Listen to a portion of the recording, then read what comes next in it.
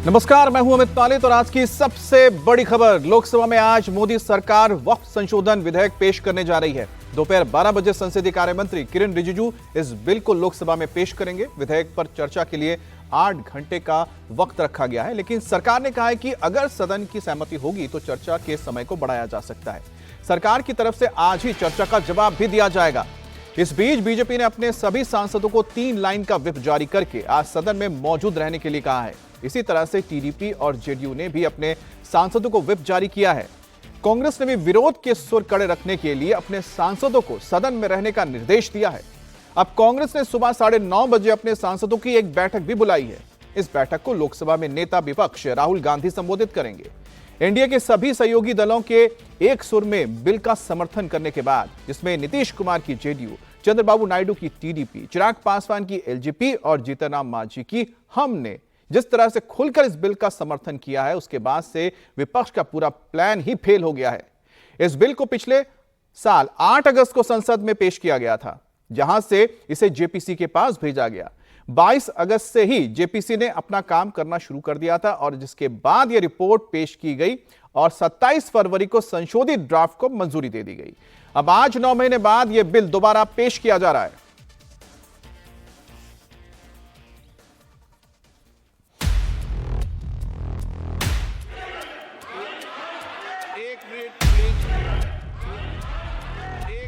हर political party को अपना मत रखने का अधिकार है और देश सुनना चाहता है कि किस पॉलिटिकल पार्टी वक्फ अमेंडमेंट बिल में क्या पोजीशन रखता है।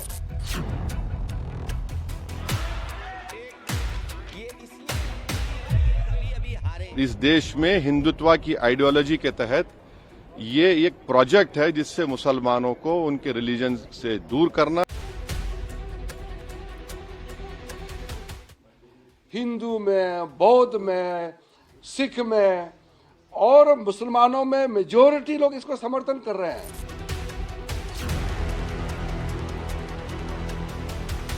भारतीय जनता पार्टी किससे क्या कहलवा दे, किससे क्या करवा दे, ये भारतीय जनता पार्टी का कमाल है।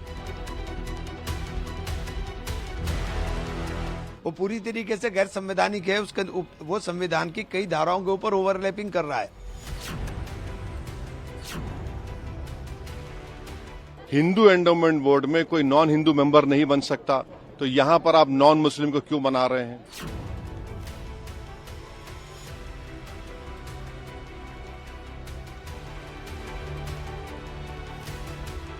एक पॉइंट एक सेक्शन क्लोज का हम जवाब देने के लिए बिल्कुल तैयार है। वक्फ संशोधन बिल पर जोरदार बहस शुरू होने वाली है। आज लोकसभा में इस बिल पर आर पार होने वाला है। विपक्ष का सारा प्लान फिलहाल फेल नजर आ रहा है, क्योंकि बिल पेश होने से पहले सरकार में शामिल सहयोगी दलों ने खुलेआम इसके समर्थन का ऐलान कर दिया है। इसके बाद सदन के अंदर क्या स्थिति बन रही है, उस पर एक नजर डाल लीजिए। वक्फ संशोधन बिल के समर्थन में एनडीए और सहयोगी दलों के 293 सांसद हैं। इसके खिलाफ इंडी गठबंधन समेत दूसरे दलों के 239 ही सांसद हैं। वहीं जगन की पार्टी के 4 सांसदों समेत 10 सांसद अभी सस्पेंस की स्थिति में हैं। उन्होंने पत्ते नहीं खोले। मोदी सरकार 8 अगस्त 2024 को ये बिल लोकसभा में लेकर आई थी, लेकिन उस वक्त इसे जेपीसी में भेज दिया गया और अब जेपीसी की रिपोर्ट आने के बाद आज इस ऐतिहासिक बिल को पेश करने का वक्त आ गया है। ये मोदी सरकार का एक और बड़ा वादा है, जिसके पूरा होने का समय आ गया है।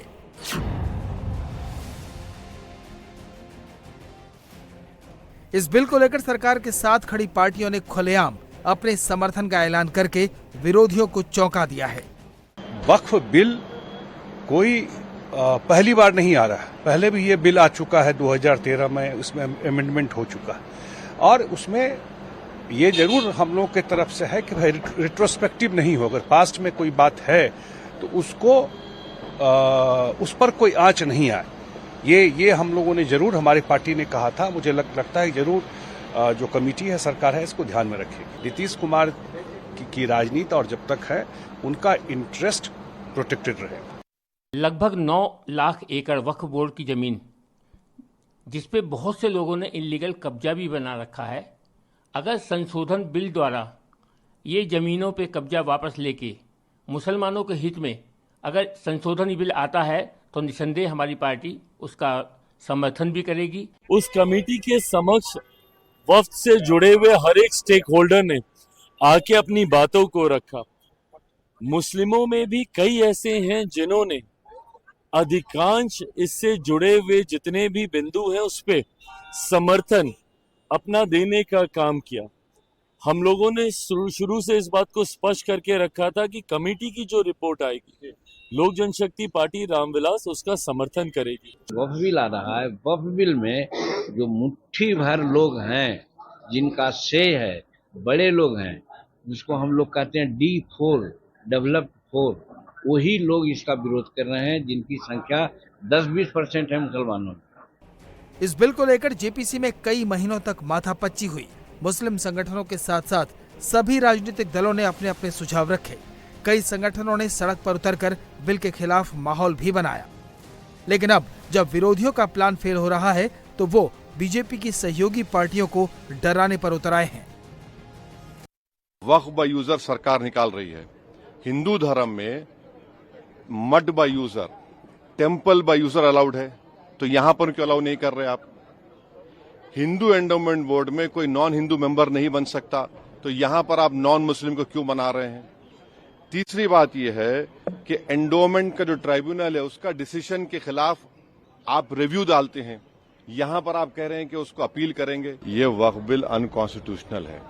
ये वक्फ बिल आर्टिकल 14, आर्टिकल 25, 26, 29 का ग्रेव वायलेशन है। ये वक्फ बिल नहीं है बल्कि ये वक्फ बर्बाद बिल है। ये हर पॉलिटिकल पार्टी को अपना मत रखने का अधिकार है और देश सुनना चाहता है कि किस पॉलिटिकल पार्टी वक्फ अमेंडमेंट बिल में क्या पोजीशन रखता है। ये सुनना चाहते हैं। 8 घंटे चर्चा का समय दिया है जिसको बढ़ाया जा सकता है, लेकिन हाउस का सेंस लेकर के। ये पूरा देश साथ में है। ये तो कुछ पॉलिटिकल पार्टी, कांग्रेस पार्टी और कुछ लोग दबाव में वोट बैंक राजनीति की वजह से विरोध करने का नाटक कर रहे हैं। अब देखिए पूरे चर्च काउंसिल, हिंदुस्तान के अंदर में जितना चर्च काउंसिल है, ईसाई कम्युनिटी, क्रिश्चियन कम्युनिटी खुल करके समर्थन कर रहे हैं। हिंदू में, बौद्ध में, सिख में और मुसलमानों में मेजोरिटी लोग इसको समर्थन कर रहे हैं। अगर बिल में बोलने के लिए कुछ नहीं है तो बहाना बना करके, टाइम का बिजनेस एडवाइजरी कमेटी का बहाना बना करके वॉकआउट करने का ये सब मत कीजिए। जो समय तय किया गया है खुलकर बोलिए, हम सुनना चाहता हूं और एक पॉइंट, एक सेक्शन क्लोज का हम जवाब देने के लिए बिल्कुल तैयार है। लोकसभा में बिल का पास होना करीब करीब तय माना जा रहा है। जगदम्बिका पाल की अध्यक्षता में बनी जेपीसी में एनडीए के सहयोगी दलों के ज्यादातर सुझावों को मान लिया गया है। पूरे देश में हमने पूरी कमेटी को लेकर टूर किया। लखनऊ आए, पटना गए, कलकत्ता गए, भुवनेश्वर या हम गुवाहाटी, चेन्नई, बेंगलोर, हैदराबाद, अहमदाबाद, मुंबई, और इसके बाद भी एक लगातार गुमराह किया जा रहा है। वक्फ बिल पर जेपीसी के चेयरमैन जगदम्बिका पाल साफ कर चुके हैं कि इसे लेकर हर पक्ष की राय ली गई है। यही वजह है कि एनडीए के सहयोगी दल ताल ठोक कर इस बिल का समर्थन कर रहे हैं। हमारी पार्टी शिवसेना वक्फ अमेंडमेंट बिल को, जो विधेयक आ रहा है, उसको हम लोग सपोर्ट कर रहे हैं। पक्ष सिर्फ वोटों की राजनीति खेलने के लिए इसी तरह का आवाज कर रहे हैं। एक अमेंडमेंट प्रपोज करा था कि एक मेंबर वो भी होना चाहिए जिसको इस्लाम की स्पेशलाइज्ड नॉलेज हो, मतलब वो उसको, उसकी फिक को जानता हो, रिलीजन को जानता हो, उसकी हदीस को जानता हो, कुरान को जानता हो, तो उसको नॉलेज हो तो सो दैट वो भी कंट्रीब्यूशन इसके लिए कर सके। मुसलमान को डराने की क्या जरूरत है? जेडीयू और टीडीपी के खुलकर सरकार के साथ आने के बाद बिल पास होने के लिए नंबर गेम की टेंशन खत्म हो गई है, लेकिन विपक्ष सहयोगियों को डर दिखाकर दूसरा तरीका अपना रहा है। इन लोगों को कुर्सी से प्यार है। इन लोगों की ना कोई विचारधारा है, ना कोई नीति है, ना कोई सिद्धांत है। इन लोगों को किसी मतलब नहीं है। आप जान रहे हैं स्वर्गीय रामविलास पासवान जी ने जो है इस्तीफा दिया था, गोधरा कांड जब हुआ था तो उसको लेकर के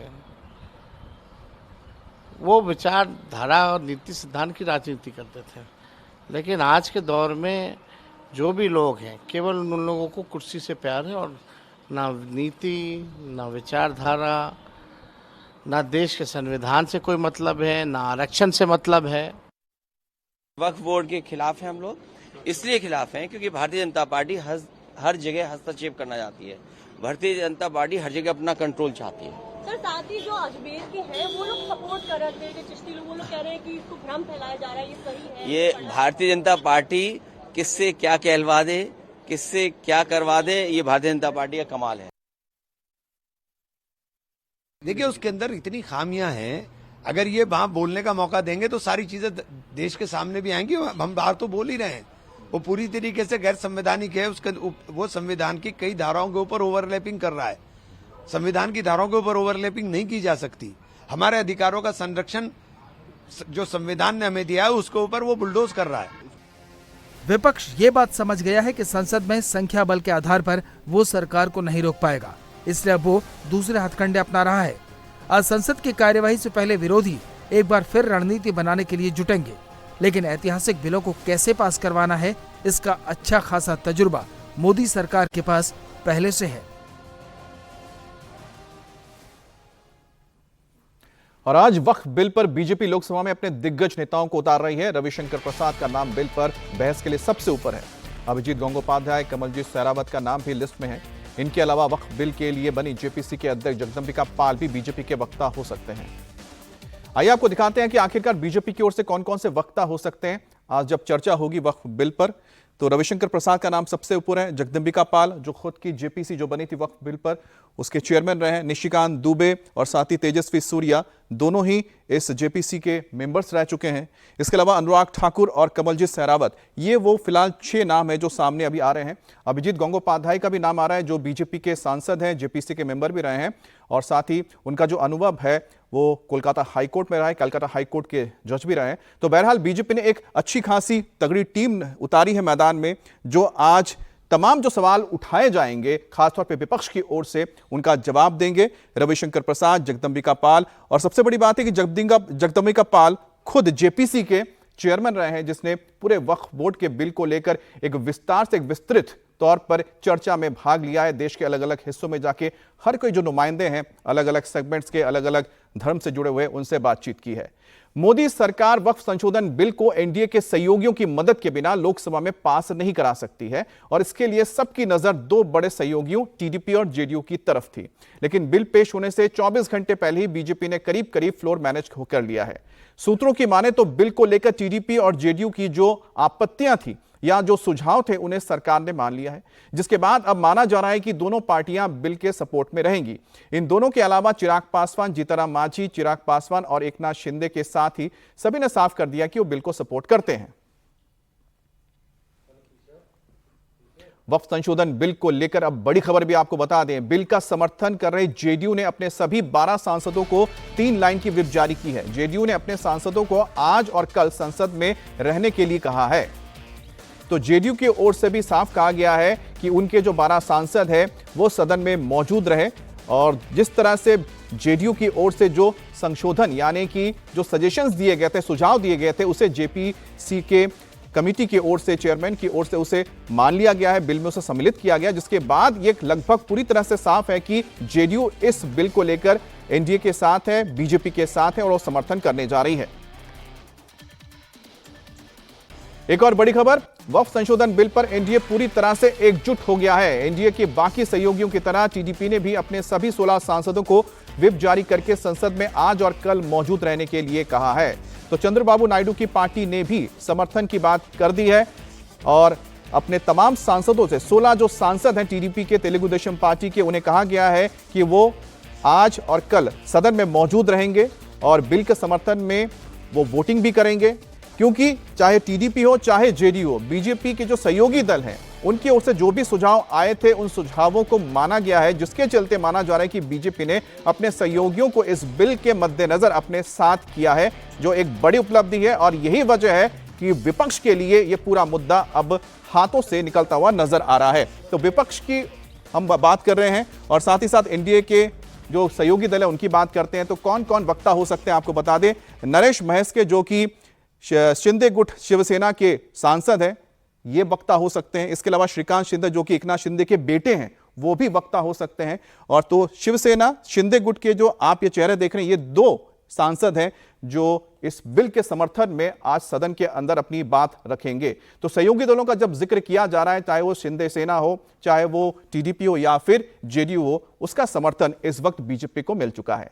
लोकसभा में दोपहर 12 बजे वक्फ बिल की पेशी से पहले दिल्ली के सियासी गलियारों में भी हलचल तेज हो गई है और अब से थोड़ी देर में कांग्रेस की बैठक होने जा रही है और बैठक में वक्फ बिल को कैसे रोकना है उसे लेकर रणनीति बनाई जाएगी।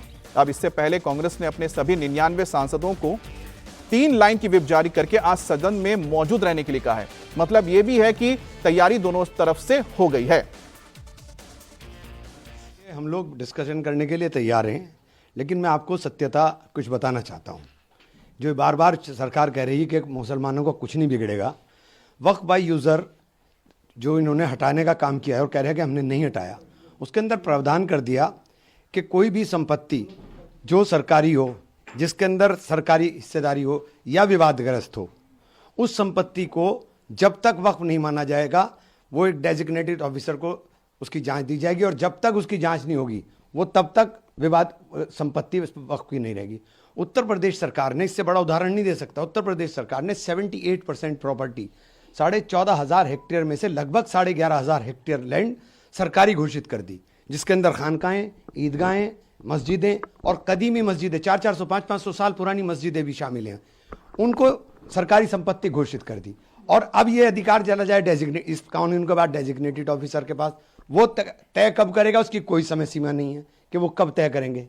तो ये जो विवाद की स्थिति पूरे देश में खड़ी होनी है, ये बहुत खतरनाक है और ये पूरी तरीके से संविधान के धारा 14, धारा 16, धारा 25 के ऊपर ओवरलैपिंग है और संविधान के साथ पूरी तरीके से मजाक करने का काम किया जाए। लिख करके गिनाई है हमने, एक एक चीज के अंदर अपनी लिख करके गिनाई है हमने। कल भी अमेंडमेंट दिए हैं, हमने हर चीज को पूरी तरीके से लिख करके दिया है, किसी चीज को डिनाई नहीं कर सकते कि हमने नहीं दिया। और ये आप इन्होंने ड्राफ्ट किया, वक्फ मुसलमान का है और मुसलमान का एक धार्मिक कृत्य है।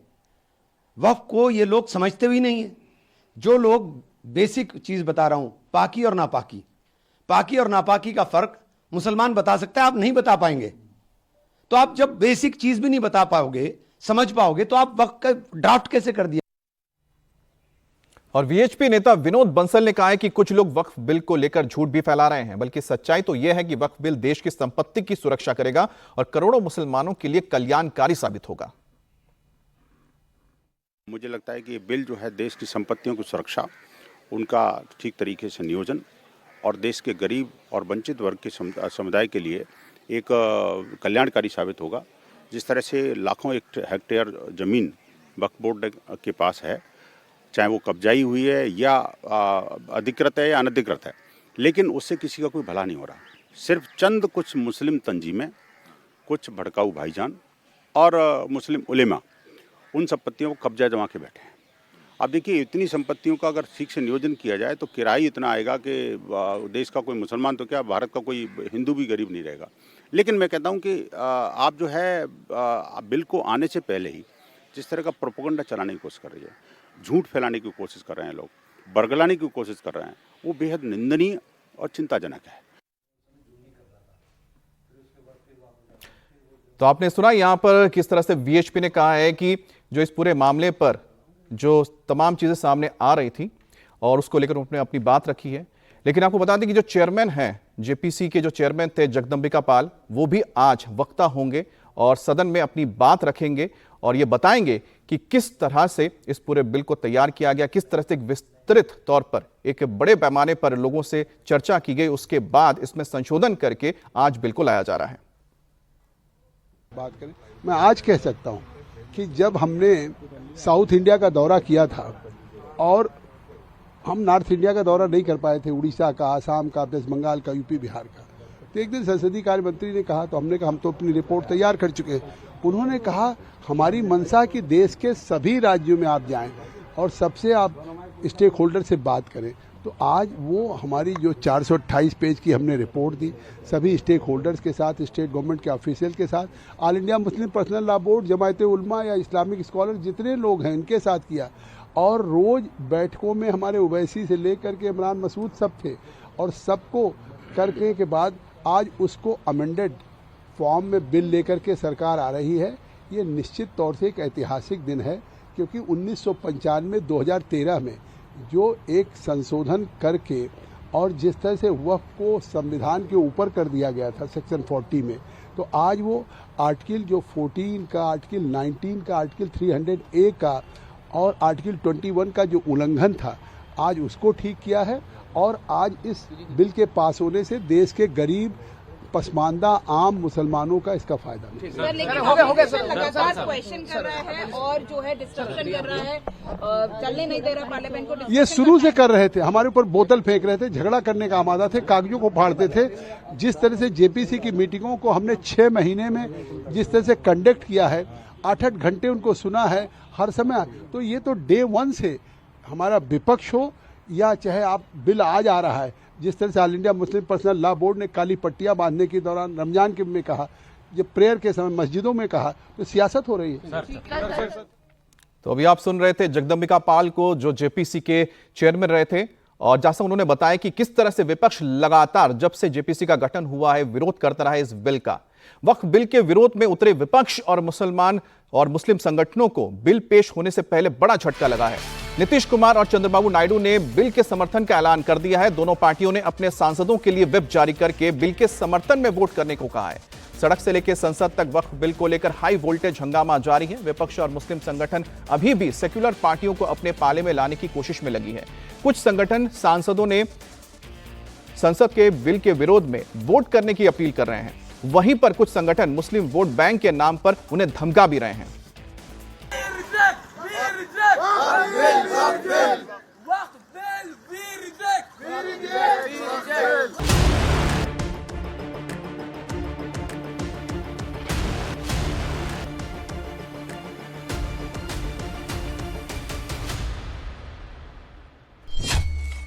मोदी सरकार आज लोकसभा में वक्फ संशोधन बिल पेश करने जा रही है। सरकार वक्फ संशोधन बिल के जरिए वक्फ बोर्ड में बदलाव करना चाहती है, जिससे मुस्लिमों का भला हो सके और वक्फ की जमीन और संपत्तियों का सही इस्तेमाल हो सके। लेकिन मुस्लिम संगठन और विपक्षी पार्टियां इसका विरोध करके अपनी सियासी जमीन को सींचने में लगी हैं। वक्फ बिल संसद में पेश होने से पहले मंगलवार को मुंबई में उलेमा और इमामों की आपात बैठक हुई, जिसमें बिल के खिलाफ मुंबई के हांडी वाली मस्जिद में रजा अकादमी ने उलेमा, इमाम और मदरसा शिक्षकों से बिल के खिलाफ आवाज उठाने की अपील की। बैठक में संगठन के पूर्व प्रमुख अलहाज मोहम्मद सईद नूरी ने कहा कि वक्फ बिल सीधे तौर पर मुसलमानों की संपत्तियों पर कब्जा करने की साजिश है, जिसे किसी भी हालत में बर्दाश्त नहीं किया जा सकता। सईद नूरी ने देश की सेकुलर पार्टियों को धमकी दी कि अगर वो बिल के खिलाफ खड़े नहीं हुए तो मुसलमान उन्हें सबक सिखाएंगे। वक्फ अमेंडमेंट बिल 2024 जो है वो यानी 2 अप्रैल 2025 को पेश हो रहा है। इससे बहुत ही तकलीफ और अजियत पहुंच रही है। आज मुसलमानों के वक्फ पर हमला हो रहा है, तो उसके बाद दिगर मज़ाहिब भी महफूज नहीं रहेंगे। अब सिखों पर भी हमला होगा, बुद्धिस्ट पर भी हमला होगा और पारसियों के भी औकाफ पर हमला होगा। इस तरीके से हुकूमत ये जो कर रही है ये नाकाबिले बर्दाश्त है, नाकाबिले कबूल है। इसको हम तस्वूर करते हैं कि न सिर्फ वक्फ बोर्ड पर या औकाफ की जायदाद पर हमला है, बल्कि ये दस्तूर और आइन पर हमला है। लिहाजा हमारा मुतालबा है कि फौरी तौर पर इस बिल को रिजेक्ट करें और किसी भी सूरत में इसको न पेश किया जाए और तमाम सेकुलर पार्टियां इसकी मुखालफत करें।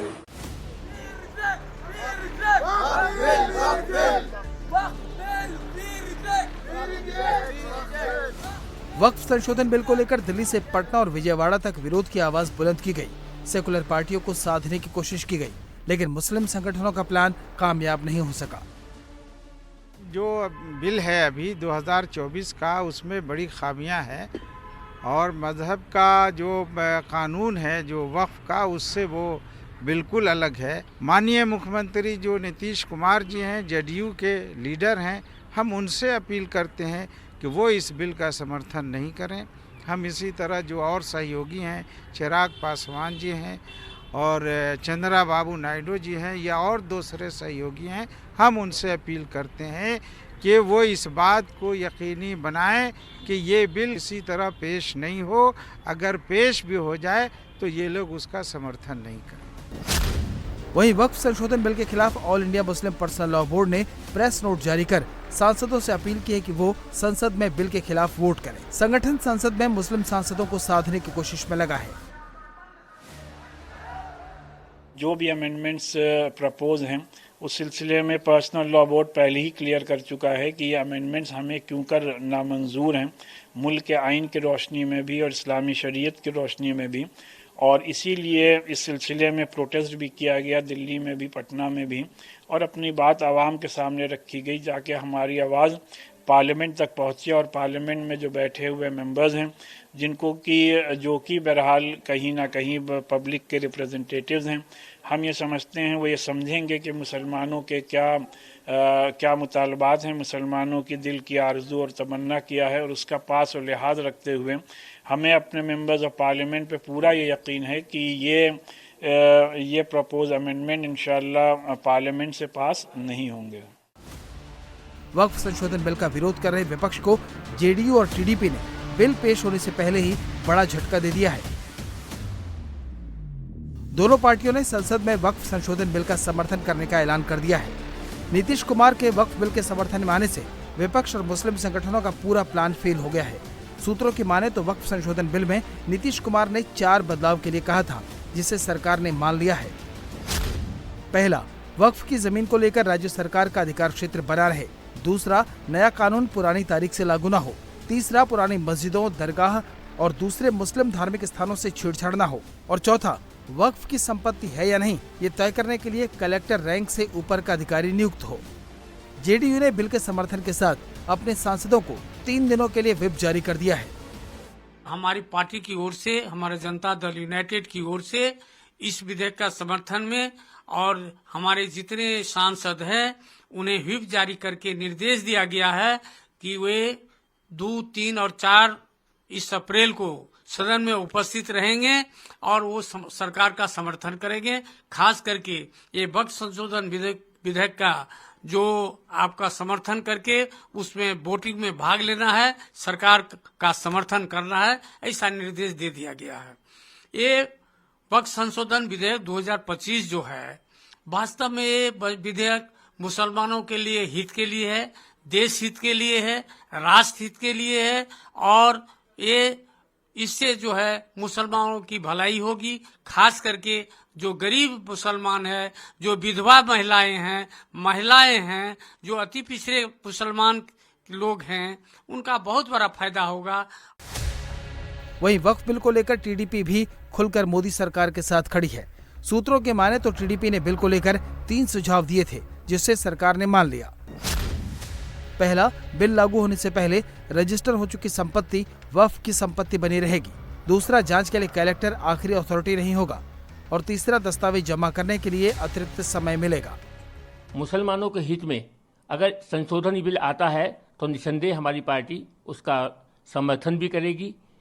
ये भी मैं बता दूं कि माननीय चंद्रबाबू नायडू साहब ने हर समय संशोधन बिल के ऊपर अपनी राय भी रखी है और उन राय पे विचार विमर्श करके संभवतः उसको लागू भी किया जाएगा। चंद्रबाबू नायडू साहब ने ऑलरेडी ये कहा है कि हम मुसलमानों की हर हित की रक्षा करेंगे। बार बार उन्होंने कहा है कि हिंदू और मुस्लिम मेरी 2 आंखों की तरह हैं, मैं किसी भी आंखों के साथ अन्याय नहीं कर सकता। इसी प्रकार हम मुस्लिम समाज के हर हित की रक्षा करेंगे। लोकसभा में बिल पेश होने में अब कुछ ही घंटे बचे हैं, लेकिन विपक्ष अब भी इस कोशिश में है कि किसी तरह से नीतीश कुमार और चंद्रबाबू नायडू के जरिए वक्फ संशोधन बिल को रोका जाए। एआईएमआईएम नीतीश कुमार और चंद्रबाबू नायडू को जगाने में लगी है। लोकसभा में वक्फ बिल को पास होना बहुत डिफिकल्ट है, क्योंकि लोकसभा में बीजेपी के पास मेजॉरिटी नहीं है। अगर बीजेपी को ये बिल पास करना है तो उसको चंद्रबाबू नायडू, नीतीश कुमार, बाद में चिराग पासवान और जयंत चौधरी, ये इनका समर्थन लेना जरूरी है। और मैं एक चीज आपके माध्यम से कहना चाहता हूं, अगर ये लोगों ने इस बिल को समर्थन किया तो भारत देश का मुसलमान कभी भी इन लोगों को माफ नहीं करेगा। लेकिन जिस तरह नीतीश कुमार, चंद्रबाबू नायडू, चिराग पासवान और जयंत चौधरी बिल के साथ खड़े दिख रहे हैं, उससे विपक्ष को बड़ा झटका लगा है। लेकिन विपक्ष इस बिल के खिलाफ संसद से सड़क तक उतरने की तैयारी में लगा है।